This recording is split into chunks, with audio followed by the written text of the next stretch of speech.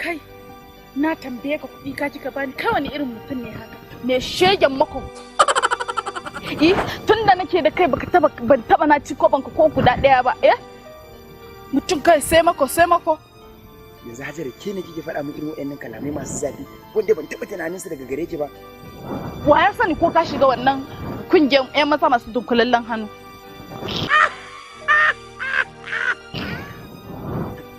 To birkici ko me zaki gije ki ba zan bada kuɗin ba sai da ki duk abin da zaki tunda na ga alama abin naki akwai tsiya a cikin abin.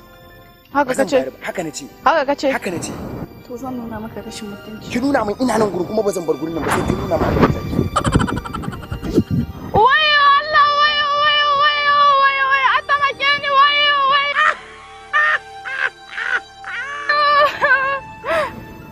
Me yake faruwa? Fyaɗe zai mu wayo Allah. Wallahi fyaɗe yake so. Wallahi fyaɗe yake so.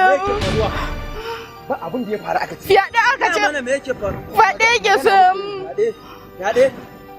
Magana muke yi mu. Fyaɗe zai mata. Nace ma magana muke mu. Na rantse da Allah magana. Wallahi fyaɗe yake so mu. Kai, ni ne shirin. Ni ne. Dan kwalla maka mari. Zan kwalla mari. Da ido na biyu ni ne shidanta. Da ido na biyu.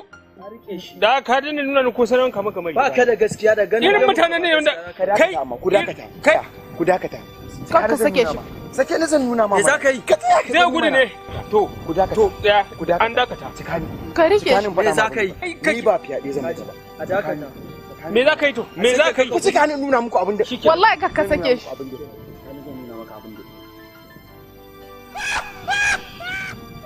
Ku saka ido ku ga abin da ya faru. Kuma ga zahiri. Waye daya? Allah. Wani daya.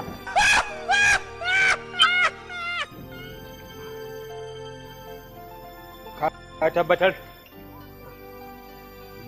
A kai. Kai ka ga rike shi. Kai. Wallahi ƙarya ne. Wallahi ƙarya nake yi. Ƙarya ne. Wallahi ƙarya ne. Wai me ƙarya? Kai munafiki ne.